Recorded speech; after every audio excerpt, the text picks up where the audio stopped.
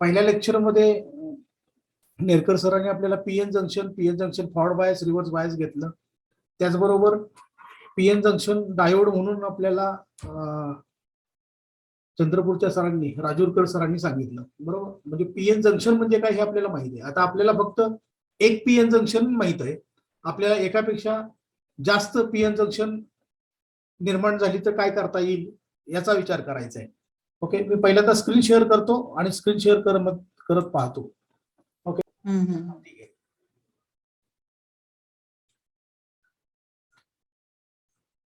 तर PN junction diode जर असेल,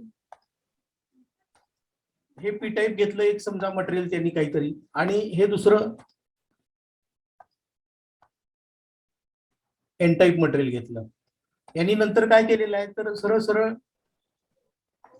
हे पी टाईप असेल, हे एन टाईप असेल, याच्यामध्ये होल्स घेतले आपण संख्येनं जास्त. ओके, आणि त्यांनी काय केलं परत याच्यामध्ये समजा इलेक्ट्रॉन्स घेऊया आपण, हे इलेक्ट्रॉन्स घेतले. परत यांनी काय केलंय की हा एन टाईप जो मटेरियल आहे याला इकडं जोडलेला आहे. ओके, आता झाला पीएन जंक्शन डायोड तयार तुमचा.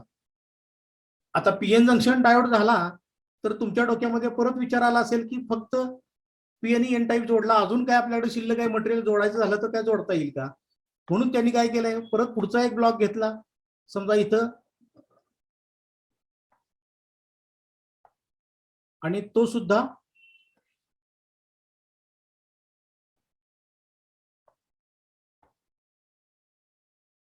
पुढचा एक आपण ब्लॉक घेऊया.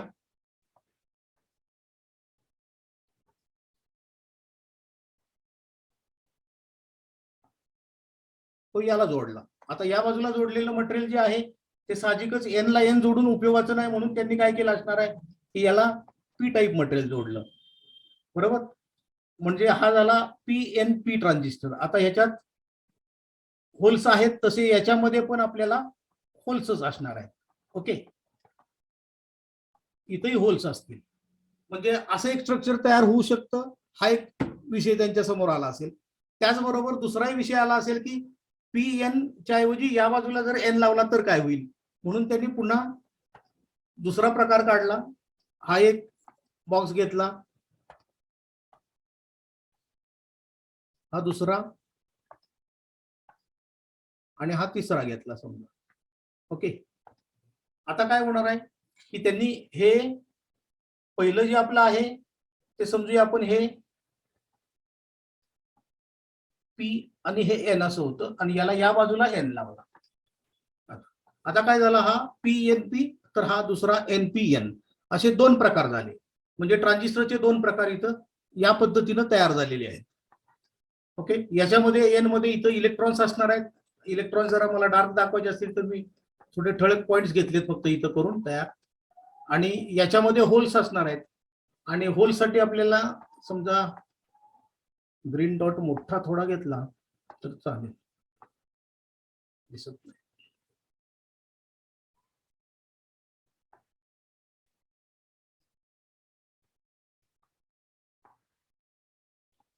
असे हे होल्स घेतले. ओके, आणि याच्यामध्ये पण परत इलेक्ट्रॉन्सच असणार आहे. म्हणजे हे पीएनपी तयार झाला, हा एनपीएन तयार झाला. ओके, या पद्धतीनं आपलं दोन प्रकार असतात हे सिद्ध झालं. परंतु अजूनही याच्यामध्ये मी जे डायग्राम्स काढलेले आहेत त्या फक्त थोडं कन्सेप्च्युअल, म्हणजे की अशी जोडणी करण्याचा विचार डोक्यात आला की पीएनपी करूया. परंतु केवळ हा म्हणजे एक पीएन जंक्शन आणि हा दुसरा पीएन जंक्शन हे दोन्ही समानच आहेत असं घडत नाही. तर याच्यामध्येही थोडे आपण म्हणूया ऍडव्हान्स त्याच्यामध्ये विचार करून त्यांनी काय केलं तर एक मटेरियल जे आहे पी टाईपचं त्याच्यामध्ये होलची संख्या इथं किती टाकायची या होल्स या पी टाईप मटेरियल मध्ये ते ठरलं पहिल्यांदा की होलची संख्या किती टाकूया, याच्यामध्ये इलेक्ट्रॉन्स किती टाकायचे आणि याच्यामध्ये परत होल्स किती टाकायचे. मग याचं प्रपोर्शन कमी जास्त केलं पाहिजे. जसं आपला पीएन जंक्शन डायोड धरला तर त्याच्या पी टाईप मध्ये जेवढे होल्स ते डोप करतात तेवढेच ते एन टाईप मध्ये पण डोप करतात. म्हणजे पी टाईप मध्ये आणि एन टाईप मध्ये डोपिंगचं प्रमाण समान असतात. डोपिंग म्हणजे काय सांगतो पहिल्यांदा तुम्हाला. तर डोपिंग म्हणजे की कुठलेही शुद्ध मटेरियल असेल आणि त्याच्यामध्ये जर काही तुम्ही मटेरियल मिक्स करत असाल तर त्याला आपण म्हणणार आहे साधा भाग म्हणजे डोपिंग. जसं आपण म्हणतो की खेळाडू स्पर्धेला गेल्यानंतर पहिल्यांदा त्यांची डोपिंग टेस्ट केली जाते. डोपिंग म्हणजे त्यांनी इतर कुठलं द्रव्य पोटामध्ये घेतलंय का, म्हणजे नेहमीच जे त्यांना जे पाणी पाहिजे, आहार पाहिजे तो ते घेतील, त्याच्या व्यतिरिक्त अनवॉन्टेड काय घेतलंय का ते चेक करायचं असतं, म्हणजे त्याला आपण डोपिंग म्हणतो. तसंच इथं आता हा प्युअर सेमीकंडक्टर आहे, याच्यामध्ये आपण काहीतरी मिक्स करतोय एन टाईप आणि पी टाईप इम्प्युरिटी, आणि त्याला आपण डोपिंग म्हणतो. आणि हे डोपिंग जे आहे ते याच्यामध्ये केलं जातं. आणि हे डोपिंगचं प्रमाण आहे ते आता किती ठेवायचं हा प्रकार आहे, म्हणजे डोपिंग जास्त घ्यायचं का कमी घ्यायचं. ओके, तर याच्यामध्ये त्यांनी काय केलं परत की एका पोर्शन मध्ये डोपिंगचं प्रमाण जास्त केलं, म्हणजे एक पोर्शन असा घेतला आणि याच्यामध्ये डोपिंगचं प्रमाण जास्त घेतलं. ओके, मी आता ट्रान्झिस्टर घेताना पहिल्यांदा घेतो पीएनपी टाईप. ठीक आहे सर, स्क्रीन काय दिसत नाही. नाही दिसत का? नाही सर. बर बर, एकच मिनिट, काय प्रॉब्लेम आहे? दिसते दिसते आम्हाला तर दिसतीये. हा हा, याचा अर्थ तुझा रेंजचा प्रॉब्लेम असेल फक्त आता. हो सर. हा, रेंज प्रॉब्लेम असेल, रेंज कमी जास्त झाली असेल, फक्त ऑडिओ येत असेल तुला, असं घडेल एखाद्या हो वेळेला. सर. ओके, असू दे, आपल्याला व्हिडिओ रेकॉर्ड आहेच, परत काय अडचण नाही येणार. व्हिडिओ रेकॉर्डिंग सुरू आहे ना, दिसते ना? हो आहे चालू, आहे ना? रेकॉर्डिंग सुरू आहे. हा चालेल, काय हरकत नाही. आता हे आपण घेताना मटेरियल घेतो पी टाईप.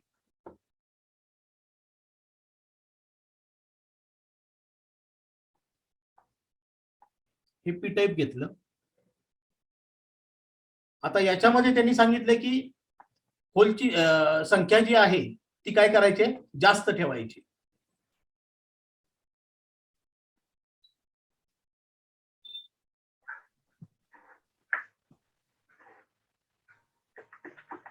आता मी इथं 10 होल्स काढले बघा, म्हणजे याच्यामध्ये डोपिंग आहे, असं केलं थोडक्यात. म्हणजे आता दुसरं मटेरियल घ्यायला सांगितलं, त्याच्यामध्ये काय केलं त्यांनी, तर इथं दुसरा पोर्शन घ्यायचा आहे, त्याचा आकार पण मी कमी काढला बा, म्हणजे आकारानं पण कमी काढायचा आहे. शिवाय हे जे चार्ज कॅरियर्स आहेत, आता हा असणार आहे तो एन टाईप असणार आहे, आणि याच्यामध्ये सुद्धा चार्ज कॅरियरची संख्या अतिशय कमी ठेवा असं सांगितलं. म्हणजे याच्यामध्ये चार्ज कॅरियर्स चला म्हटले याच्या 20%च, म्हणजे समजा 2च ठेवू. ओके, 2च चार्ज कॅरियर्स, याचा अर्थ इलेक्ट्रॉनची संख्या 2च ठेवली. ओके, यानंतर तिसरा पोर्शन जो घेतला तो त्यांनी असं केलं की तिसरा पोर्शन जोडताना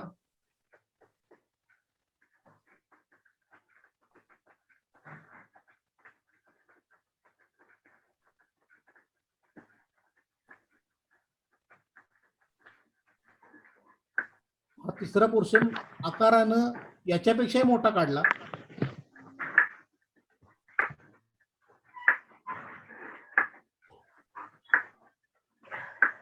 त्याला जोडून घेतो, दिसतंय ना सर्वांना?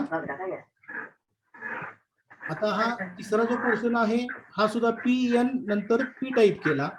आता याच्यामध्ये आवाज कुणाचा येतोय का?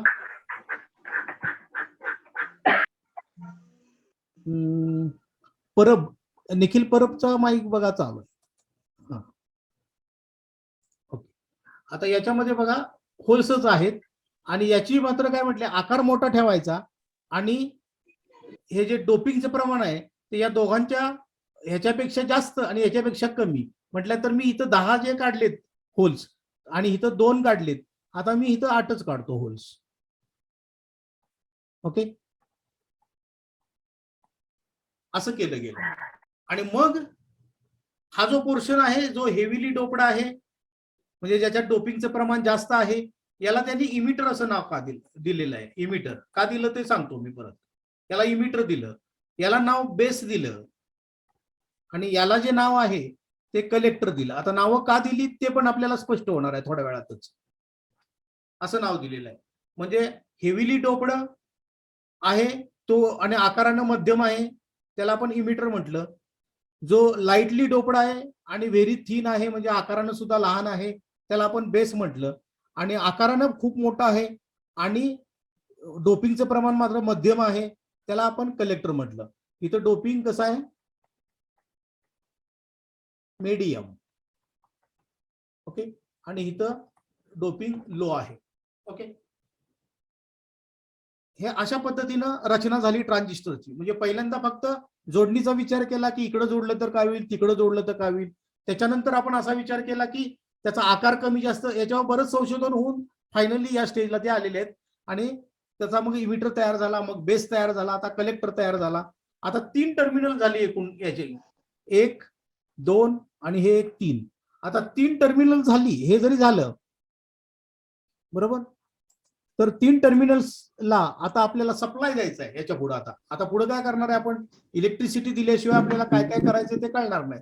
मग आपल्याला याला कनेक्शन्स करायचे. आता ही कनेक्शन्स कशी करावी लागतील, कुठलं कनेक्शन फायदेशीर ठरेल आणि तेच फायनल का झालं हा एक आपल्याला विचार करावा लागेल. आता इथं जर पाहिलं तुम्ही तर इमिटर आणि बेस या दोघांच्या मध्ये सुद्धा आपण एक बॅटरी जोडू शकतो. आणि बेस प्लस कलेक्टर यांच्या दरम्यान सुद्धा आपण एक बॅटरी जोडू शकतो.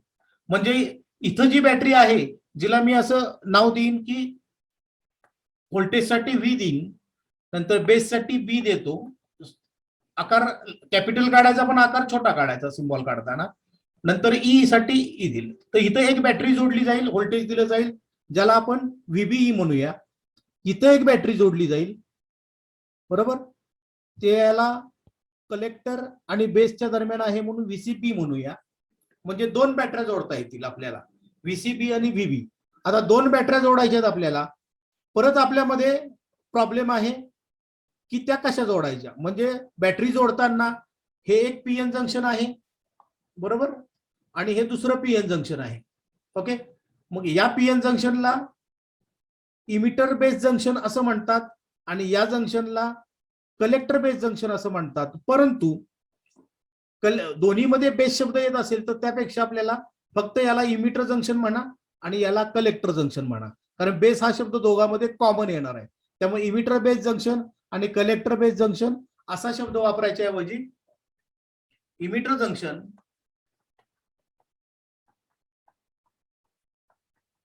आणि कलेक्टर जंक्शन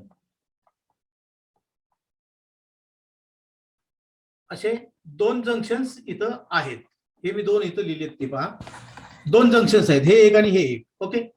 आता बॅटरी कशी जोडायची याच्यावर सुद्धा आपल्याला चर्चा करावी लागेल. आता मी अजून वरती सरकवली स्क्रीन थोडी. आता याच्यामध्ये बघा हे जे आहे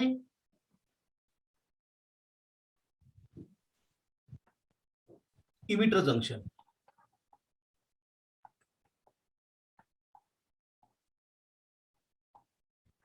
आणि दुसरं जे आहे ते कलेक्टर जंक्शन. ही 2 जंक्शन्स आहेत. त्याला परत कनेक्शन कशी येतात की फॉरवर्ड बायस पण करता येतं आपल्याला, रिव्हर्स बायस पण करता. पीएन जंक्शन आहे म्हणजे फॉरवर्ड आणि रिव्हर्स बायस दोन्ही येणार आहे. म्हणजे आपल्याला पॉसिबिलिटी किती येत आहेत त्या पहा. पहिली पॉसिबिलिटी अशी येईल की इमिटर जंक्शन फॉरवर्ड बायस करा आणि कलेक्टर जंक्शन सुद्धा फॉरवर्ड बायस करा. ओके. दुसरी पॉसिबिलिटी अशी येईल की इमिटर जंक्शन फॉरवर्ड बायस करा, कलेक्टर जंक्शन रिव्हर्स बायस करा. ओके. तिसरी पॉसिबिलिटी अशी येईल इमिटर जंक्शन रिव्हर्स बायस करा आणि कलेक्टर जंक्शन फॉरवर्ड बायस करा अशी येईल. चौथी पॉसिबिलिटी अशी येईल हे पण रिव्हर्स बायस करा आणि हे पण रिव्हर्स बायस करा. एवढी शक्यता आहे. आता यातली कुठली शक्यता आपल्याला उपयोगी पडणार आहे ती चेक करायला लागेल आणि म्हणून ट्रान्झिस्टर त्या पद्धतीनं जोडला गेला. ओके. आता ज्या वेळेला बघा पहिली कंडिशन येईल की इमिटर जंक्शन फॉरवर्ड बायस आणि कलेक्टर जंक्शन फॉरवर्ड बायस, ती कंडिशन बघूया आपण या डायग्राम मध्ये. आता इथं समजा आपण हा पी टाईप सेमीकंडक्टर आहे, हा एन टाईप आहे आणि हा परत पी टाईप आहे, थोडं वर गेलेला आहे.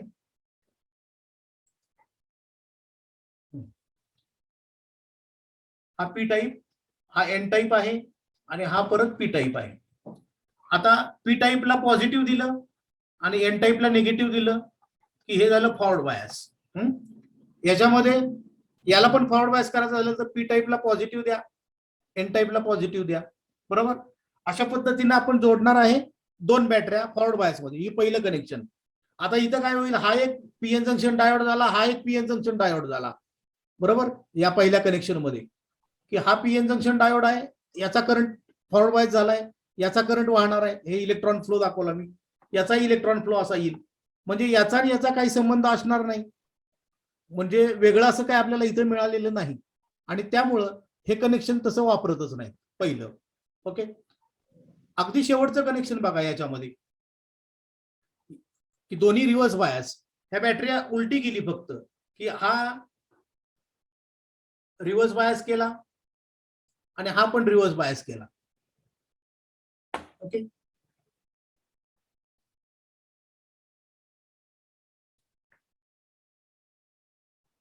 पी टाईपला निगेटिव्ह जोडा, याला पॉझिटिव्ह जोडा. हे निगेटिव्ह बायस केलं, रिव्हर्स बायस केलं, यालाही रिव्हर्स बायस केलं. आता काय होईल, रिव्हर्स बायस झाला तर करंट वाहतच नाही, म्हणजे इथंही करंट नाही, इकडेही करंट नाही जंक्शनला.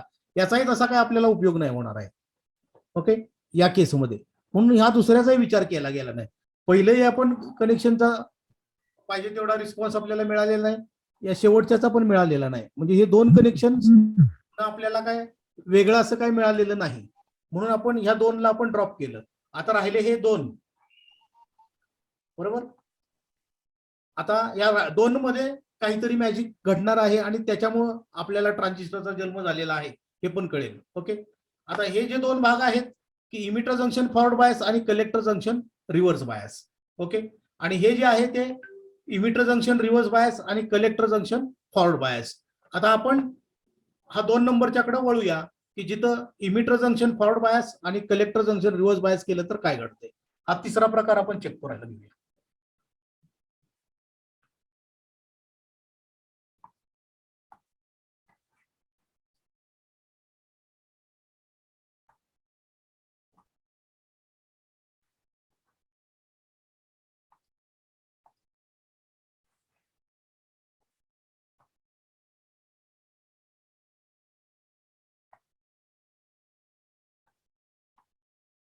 आता याच्यामध्ये पी एन, इथं मी होल्स काढतो.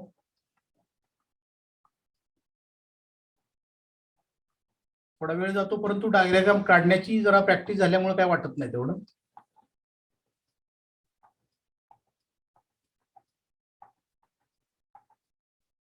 आठ काढले बरोबर तिथं. आता याला आपण सप्लाय द्यायचा आहे.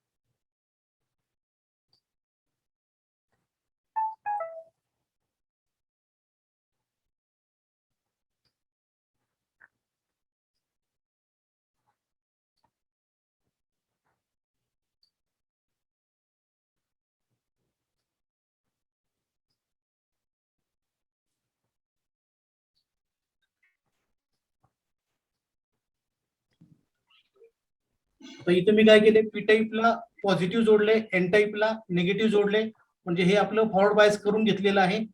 ओके. Positive negative. ही बॅटरी आहे व्हीबीई, ही बॅटरी घेतली आपण व्हीसीबी. ओके. ही प्लस आहे, ही मायनस आहे. आता काय काय घडतंय ते आपल्याला पाहायचंय. इथं जंक्शन जे आहे ज्याला आपण जेई म्हणूया, इमिटर जंक्शन. हे जे जंक्शन आहे याला आपण जेसी म्हणूया, कलेक्टर जंक्शन. ओके. आणि फॉरवर्ड बायस झालं की चार्ज कॅरियर्स पुढे जात आहेत आणि रिव्हर्स बायस झालं की जात नाहीत. हा एक भाग आपल्याला माहित आहे, याचा आपण समजून पुढे जाणार आहे. ओके. आता इथं फॉरवर्ड बायस केलेला आहे. फॉरवर्ड बायस केल्यामुळं काय होणार आहे, हे पॉझिटिव्ह टर्मिनल आहे, हे याच्यावर हे पण जे होल्स आहेत ते पॉझिटिव्ह चार्ज आहेत थोडक्यात एक प्रकारचे. म्हटल्यानंतर याच्यावर चार्ज पडणार आहे तो रिपल्सिव्ह फोर्स, म्हणजे हे याला खेचणार नाहीत तर पुढे ढकलणार आहेत. त्यामुळे याला फोर्स असा पडणार की हा इकडे ढकलला जाणार, हा इकडे ढकलला जाणार, हा असा ढकलला जाईल आणि हे असे ढकलले जातील. तर हा मयूर आवाज बंद करा. हे बघा या पद्धतीनं हे चार्ज कॅरियर्स जंक्शनकडे ढकलले जाणार आहेत. तसंच याच्या बाबतीत बघाल बॅटरीच्या, तर हे निगेटिव्ह टर्मिनल आहे, हे इलेक्ट्रॉन्स निगेटिव्ह आहेत, म्हणजे हे पण जंक्शनकडे ढकलले जाणार आहेत. ओके, आता हे ढकलल्याबरोबर काय होणार आहे, तर हे जे होल्स आहेत हे होल्स या इलेक्ट्रॉन बरोबर संयोग पावतील जंक्शन जवळ. ओके, परंतु हे पुश करत असताना असं घडणार आहे की याच्यामधले 10 जण जे आहेत ते 10 जण इथं एंट्री करतील बेसमध्ये. आता 10 जणांची एंट्री झाली, परंतु रिकॉम्बिनेशन किती जणांचं होणार आहे हा एक प्रश्न आहे तुमच्या समोर, बरोबर.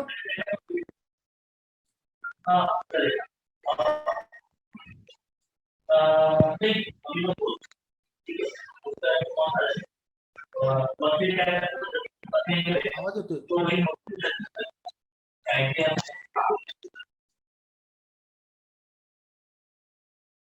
एक मिनिट.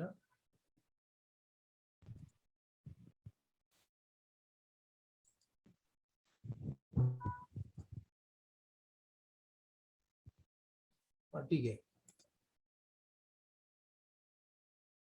इथं पी टाईप मध्ये आहेत इलेक्ट्रॉन्स 10.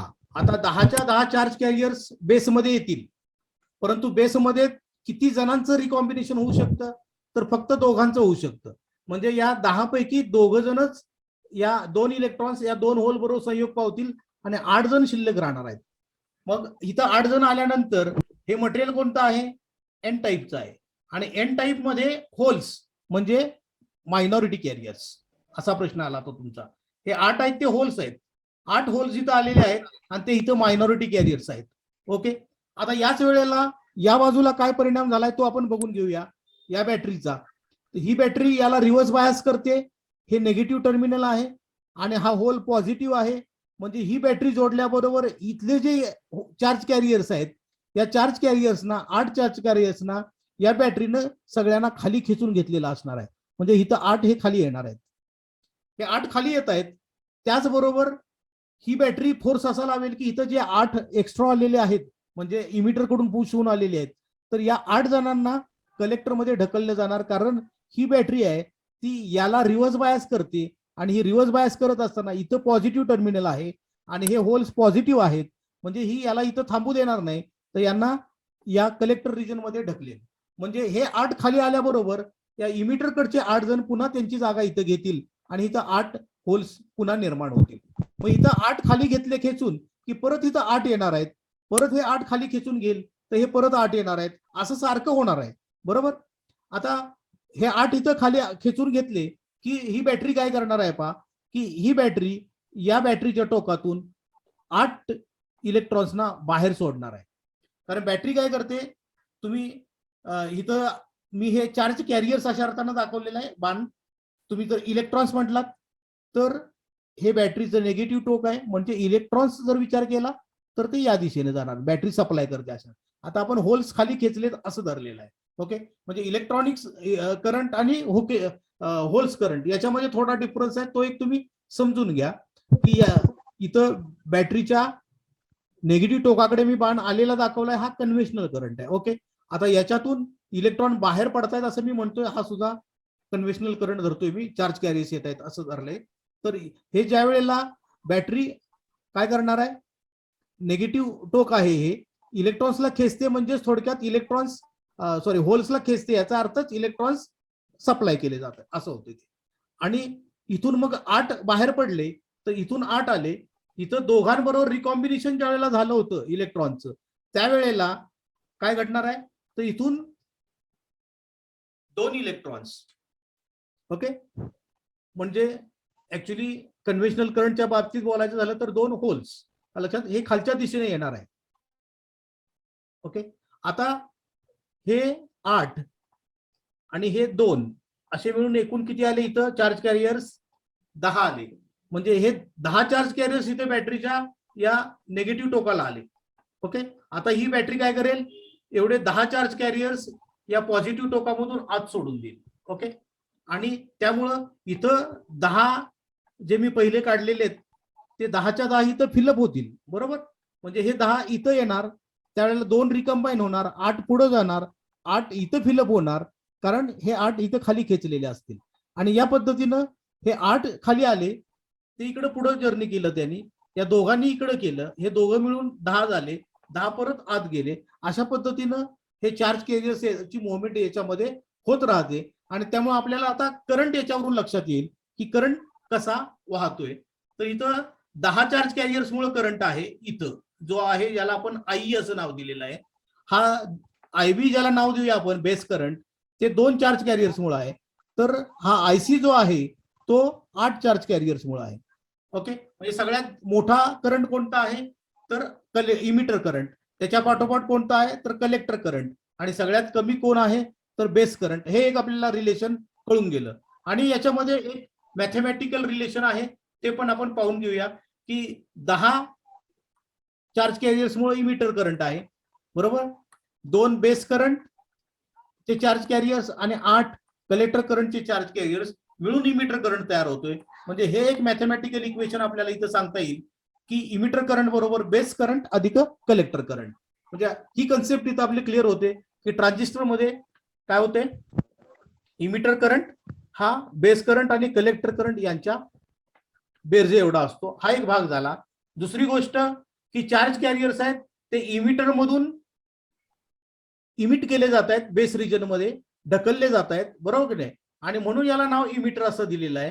आणि जे बेसमध्ये एक्सेस किंवा मायनॉरिटी चार्ज कॅरियर्स येत आहेत, बरोबर, इथं मायनॉरिटी चार्ज कॅरियर्स, तर या मायनॉरिटी कॅरियर्सना कलेक्ट करण्याचं काम हा रिजन करतोय, आणि म्हणून याला नाव दिलेलं आहे कलेक्टर. ओके, याला कलेक्टर असं नाव दिलं. हा चार्ज कॅरियर्स इमिट करतोय म्हणून याला इमिटर दिलं. आणि बेस हा जस्ट सपोर्ट करतोय की इकडचे चार्ज कॅरियर्स तिकडे पाठवण्यासाठी, म्हणून याला आपण बेस असं म्हटलेलं आहे, बेस मटेरियल. आणि याच्यातून हे चार्ज कॅरियर्स, इमिटर मधले चार्ज कॅरियर्स आहेत ते कलेक्टर मध्ये ढकलले जातात ट्रान्झिस्टर मध्ये सातत्यानं, आणि त्यामुळे आपल्याला हा करंट अशा पद्धतीने मिळतो. इथं मॅजिक काय घडलं हा एक भाग महत्वाचा आहे. वेगळं असं काय घडलं तर फॉरवर्ड बायस असताना करंट वाहतो हे सगळ्यांना मान्य आहे, परंतु रिव्हर्स बायस असताना करंट वाहत नाही, ही जी कन्सेप्ट आहे ती पुसली गेली आपली. लक्षात की इथं कलेक्टर जंक्शन रिव्हर्स बायस आहे आणि रिव्हर्स बायस असताना देखील करंट वाहतो. लक्षात, ही कन्सेप्ट इथं नवीन निर्माण झालेली आहे. आणि ती कशामुळं तर या ऍक्शनमुळे की याला फॉरवर्ड बायस केलं आणि याला रिव्हर्स बायस केलं, आणि ही ऍक्शन घडलेली आहे की इथं हे डोपिंग जास्त आहे, आणि त्या जास्त डोपिंगमुळे हे जर डोपिंग इक्वल असतं तर हे सगळे चार्ज कॅरियर्स या चार्ज कॅरियर बरोबर सहयोग पावले असते आणि करंट असाच व्हायला असता, इकडे काही गेलं नसतं, बरोबर. आता या केसमध्ये हे चार्ज कॅरियर्स आहेत ते बेसचा सपोर्ट असल्यामुळे इथं मायनॉरिटी कॅरियर म्हणून ऍक्ट होतात आणि ते कलेक्टरमध्ये ढकलले जातात, आणि ते कलेक्टरमध्ये येत आहेत, सातत्यानं बॅटरी खाली खेचत राहते.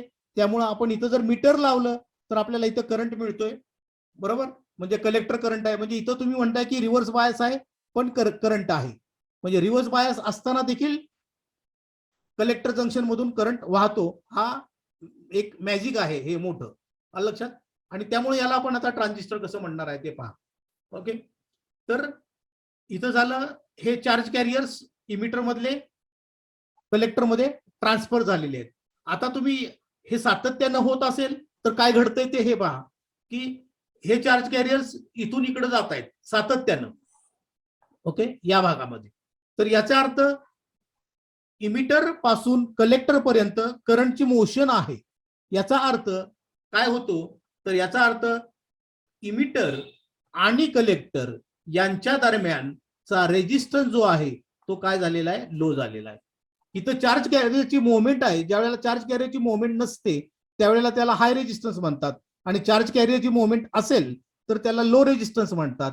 आता इथं जर पाहिलं आपण तर हे रिव्हर्स बायस आहे तरी देखील करंट वाहतोय, याचा अर्थ याचा रेजिस्टन्स लो झालेला आहे रिव्हर्स बायस जंक्शनचा, आणि फॉरवर्ड बायसचा पण लो आहे. म्हणजे एकंदरीत इमिटर पासून कलेक्टर पर्यंतचा जो रेजिस्टन्स आहे तो रेजिस्टन्स ड्रॉप होतोय, तो रेजिस्टन्स समान राहत नाही, वेगळा होतो. आणि म्हणून आपण या ट्रान्झिस्टरला नॉन लिनियर डिव्हाइस असं म्हणतो. की नॉन लिनियर का, तर त्याचा रेजिस्टन्स कॉन्स्टंट राहत नाहीये इमिटर टू कलेक्टरचा, की या ट्रान्झिस्टर ऍक्शनमुळे. त्यामुळे हे नॉन लिनियर डिव्हाइस आहे. इथं कलेक्टर करंट वाढल्यानंतर आपण ट्रान्झिस्टरमध्ये मेजरमेंट घेऊ त्यावेळी तुमच्या लक्षात येईल की कलेक्टरचं करंट ज्यावेळेला वाढतो त्यावेळेला कलेक्टरचं व्होल्टेज कमी होतं. तुम्ही असं म्हणाल की ओहम्स लॉ नुसार करंट वाढला की व्होल्टेज वाढतं. मग मोजायला गेलो आपण की कलेक्टरचं व्होल्टेज किती आहे, तर ते कमी झालेलं असतं.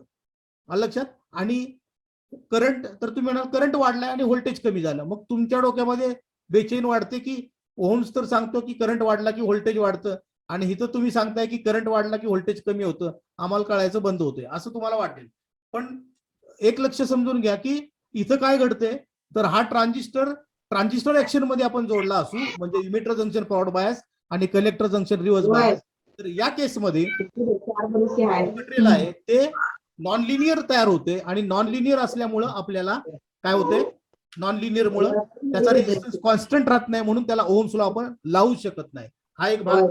तो मैं क्या करी, मम्मी को पूछी क्या क्या हकीकत तो एक बार लेती भी नहीं ने कौन तो मम्मी का लिंक नहीं देने रिंग छोड़ने हमें भी वो कल मैं बड़ी माँ ने गारवा वो लेको गई थी हमारे वही तो ओवन का वो सब क्या क्या करेंगे थे, फिर उन्हें आप लेके चलो हाथ.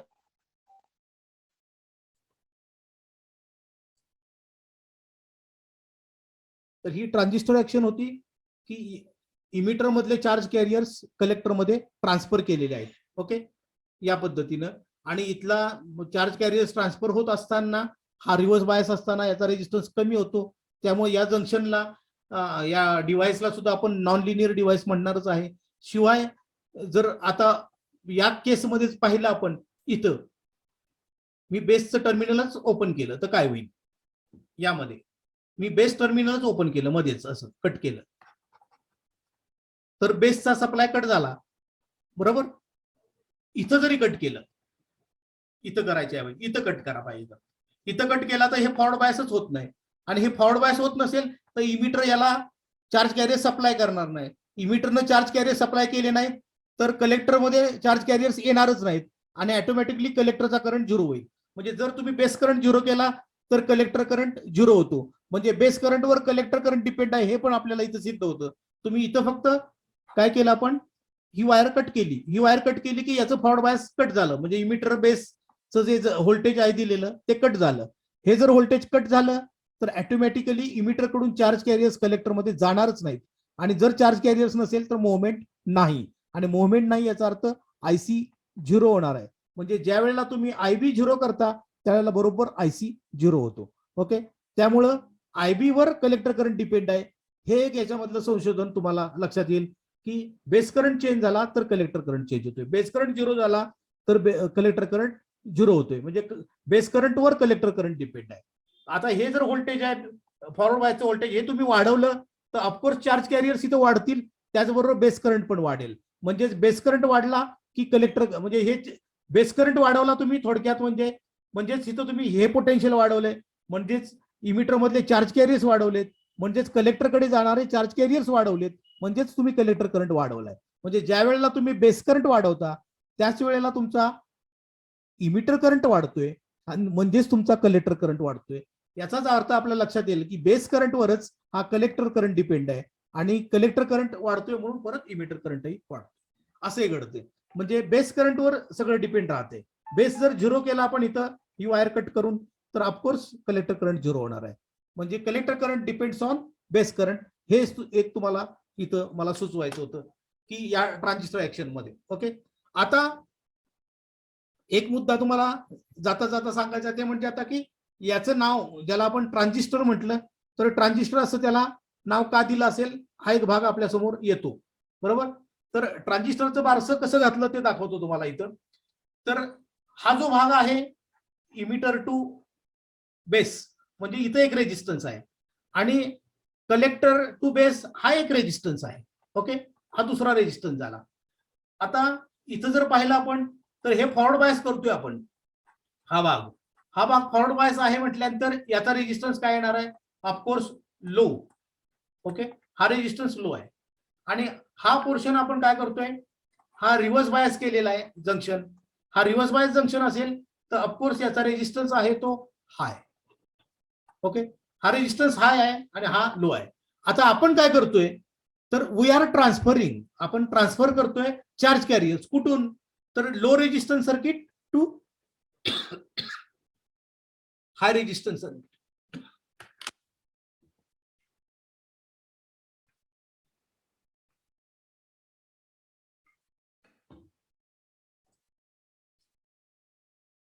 इथं लो रेजिस्टन्स आहे आणि इकडचा हाय रेजिस्टन्स आहे आणि चार्ज कॅरियर्स इकडून इकडे जात आहेत, म्हणजे लो टू हाय.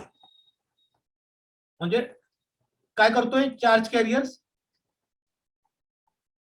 ट्रान्सफर करतोय एका रेजिस्टर मधनं दुसऱ्या रेजिस्टरला, म्हणजे रेजिस्टर हा शब्द घेतला. ओके, आता नंतर यांनी काय केलं, याच्यातलं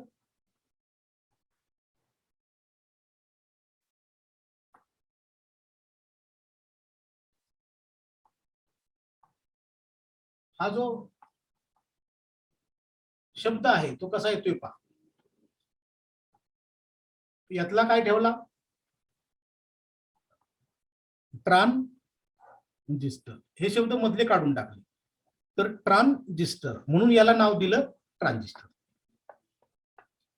आलं लक्षात. Transfer of resistance charge carriers from low resistance to high resistor, म्हणजे सर्किट कसं आहे, रेजिस्टिव्ह आणि कशाचं ट्रान्सफर आहे, चार्ज कॅरियरचं, म्हणजे चार्ज कॅरियरचं ट्रान्सफर, याच्यापासून ट्रान्सफर शब्द घेतला आणि रेजिस्टर मध्ये ट्रान्सफर होते म्हणून रेजिस्टर शब्द घेतला आणि दोघांचं कॉम्बिनेशन केल्यानंतर ट्रान्झिस्टर शब्द तयार होतो. ओके, तर ही अशी ट्रान्झिस्टर ऍक्शन घडते. बहुतेक बोर्डवर मी जास्त खराब केल्यामुळे तुम्हाला कळलं न कळलं हा एक भाग आहे. तरी पण आता काही शंका असतील तर मला विचारलं तरी चालतील, एक 2-4 मिनिटं.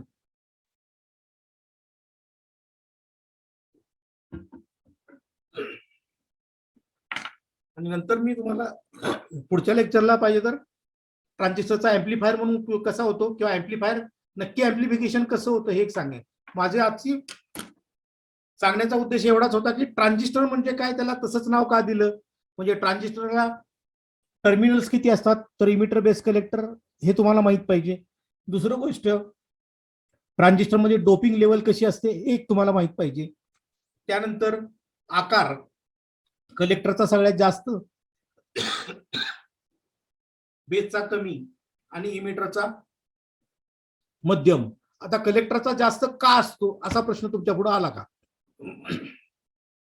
कलेक्टरचा आकार जास्त का असतो, तर इथं आपण रिव्हर्स बायस करताना नेहमी जास्त व्होल्टेज देतो. इथं आलं आपलं, बरोबर का, रिव्हर्स बायसला व्होल्टेज जास्त आहे आणि हे इथं रिव्हर्स बायसचं व्होल्टेज जास्त आहे आणि करंट पण जास्त झाला कलेक्टरकडून वाढल्यामुळं. म्हणजे पॉवर जर विचार केला आपण, पॉवर तर P is equal to V into I. ज्यावेळेला व्होल्टेज जास्त असतं आणि करंट पण जास्त असतो त्यावेळेला पॉवर जास्त होते. मग पॉवर जास्त झाली तर तेवढी पॉवर त्याला पेलली पाहिजे, म्हणजे तो जास्त गरम होणार आहे, जास्त पेलली पाहिजे. म्हणजे आपण कपामध्ये चहा घेण्यापेक्षा बशीत घेऊन, कारण तो थंड व्हायला पाहिजे म्हणून त्याचा आकार बशीचा मोठा करतो. तसं इथं आहे की कलेक्टर मध्ये आता काय होणार आहे, जास्त करंट आल्यामुळं तो तापणार आहे आणि तो तापलेला थंड झाला पाहिजे म्हणून त्याचा आकार आपल्याला मोठा ठेवावा लागतो, म्हणून कलेक्टरचा आकार मोठा असतो. बेसचा आकार सगळ्यात लहान ठेवला कारण बेसचा करंट अतिशय कमी असतो, त्यामुळे व्ही इंटू आय जरी करायचं म्हटलं तर व्होल्टेजही कमी देतोय आपण आणि करंटही कमी आहे, त्यामुळे बेसला आपल्याला काय प्रॉब्लेम नाही येणार आहे लक्षात. आणि इथं व्होल्टेज जास्त नाही, इमिटर मध्ये करंट जास्त आहे पण व्होल्टेज अतिशय कमी आहे, त्यामुळे आपल्याला कमी आकार चालणार आहे. त्यामुळे याला मध्यम आकार दिला जातो, याला जास्त दिला जातो आणि याला मध्यम दिला जातो. हा एक मुद्दा तुम्हाला माहित असणं गरजेचं आहे. शिवाय चार्ज कॅरियर्स कसे क्रॉस होतात, मी कुठलंही मॅथमॅटिकल इक्वेशन याच्यामध्ये घेतलेलं नाही, अल्फा बीटा वगैरे असं काय सांगत बसलो नाही. फक्त आपल्याला बेसिक लेवलला कन्सेप्ट कळली पाहिजे की ट्रान्झिस्टर म्हणजे नक्की काय काम करतो आणि त्याचं कसं वर्किंग होतं. म्हणून मी तुम्हाला चार्ज कॅरियर्स घेताना आकड्यानं घेतले की हे 10, हे 2 आणि हे 8 मुद्दाम असं कुठं पुस्तकामध्ये कोणी दिलं नसेल, पण मी मुद्दाम घेतलं की आपल्याला ते कळावं की ती बेरीज होते म्हणून. आलं लक्षात? तर तुम्हाला ट्रान्झिस्टर कसा वाटला तेही सांगा. मी कुठलेही पॉवर पॉईंट प्रेझेंटेशन किंवा काय असं किंवा व्हिडिओ न घेता बोर्डवरच शिकवलं, की जेणेकरून मला वाटतं की माझी म्हणजे आपल्या ते नेहमीचं ब्लॅकबोर्ड टीचिंग आहे ते जरा इफेक्टिव्ह वाटतं खरं तर. कारण हे रेडीमेड आपल्याला सगळं काही मिळत जातं, पॉवर पॉईंट म्हणा, व्हिडिओ म्हणा. परंतु त्यापेक्षाही आज नेटवर सुद्धा बऱ्याचशा डायग्राम बघितल्या तरी त्याच्यामध्ये या मेजॉरिटी कॅरियरच्या संख्या बरोबर दाखवलेल्या नसतात. बेसमध्ये इमिटरमध्ये हा प्रॉब्लेम येतो. त्यामुळे आपल्याला डायग्राम्स आपल्या हाताने काढलेल्याच बऱ्या पडतात. आता तुम्हाला मी अनम्यूट करतो. मग अशी जास्त आवाज आल्यामुळं कमी केलेला आहे. कुणाच्या काही शंका असतील तर सांगा, आणि शिकवलेलं माझं कळतंय का हे सांगा तुम्ही मला.